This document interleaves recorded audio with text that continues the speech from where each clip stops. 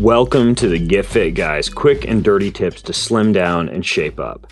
My name is Ben Greenfield and I'm the Get Fit Guy. You know, January is the most popular time of year to start a new workout program, change or create a fitness goal, or make a concerted effort to get a better body or achieve a physical milestone. But most people make big workout mistakes that hold them back, get them injured, or waste their valuable time. So in this episode, you're going to learn the 5 biggest workout mistakes and discover what you can do to get a better body as fast as possible without hurting yourself or wasting your time. Number 1 is limiting yourself to exercising at a gym. And let's face it, the gym can be a complete time suck.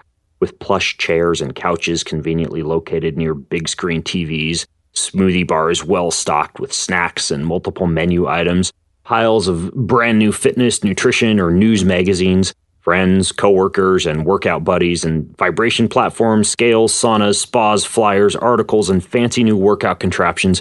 You can literally spend hours at the gym preparing to exercise, eating for exercise, learning about exercise, and talking about exercise, without actually doing much exercise.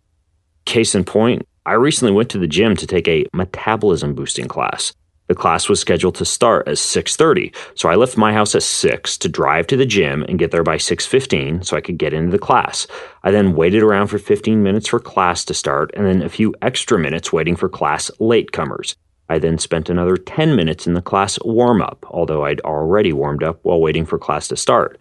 Each section of the class included demos and instructions from the class instructor, and I simply hit stop on my watch during each of these breaks. By the time the class was over and we spent 10 minutes doing very easy cool down and stretches, I'd spent from 6 p.m. to 7:30 p.m. devoted to my workout, that's 90 minutes, but I only actually engaged in significant fitness-boosting activities for a total of about 22 of those 90 minutes, although I guarantee that multiple class participants would proudly check off that class as being 60 minutes of logged exercise time. Had I stayed at home and simply used my inexpensive home exercise equipment I talk about in the episode How to Make a Home Gym, like a mat, a suspension strap, a stability ball, and just a couple of dumbbells, I could have achieved 3 times as much exercise and still had time left over. For example, I could have done 4 to 5 rounds of the exercises that I describe in the episode 5 of the best full body exercises without ever stepping foot into the gym. I'll put links to those resources in the show notes for you. So as you choose your workout or you start into a workout program, enable yourself to exercise in convenient places other than a gym, like your own house, your backyard, or a nearby park. Having that option can enable you to work out much more consistently and keep you from getting waylaid by all the time-wasting temptations at a fancy health club. I have nothing against gyms, it's just that you should not limit yourself to working out only at gyms. Mistake number 2 is doing too much too soon.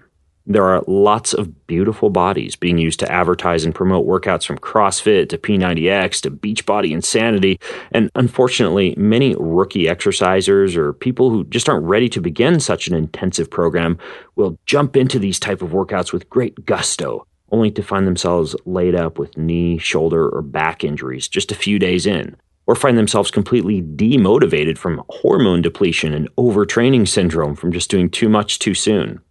In the episode How to Recover from a Workout, you learn that your body actually repairs and becomes more fit during strategically timed rest periods, even if that rest simply means skipping the hard workout DVD or killer class and instead doing some easy yoga or a non-impact sport like riding a bike or going for an easy swim.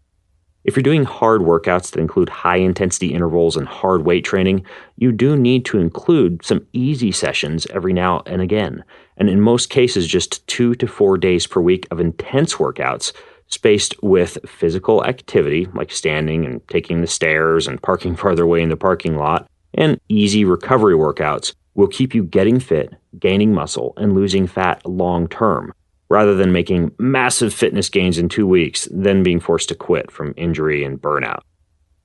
Mistake number 3 is creating imbalances. There are many good fitness programs that will get you fit fast. When used properly, workouts such as the ones I just described, like CrossFit or P90X or Beachbody, could certainly help you achieve your goals.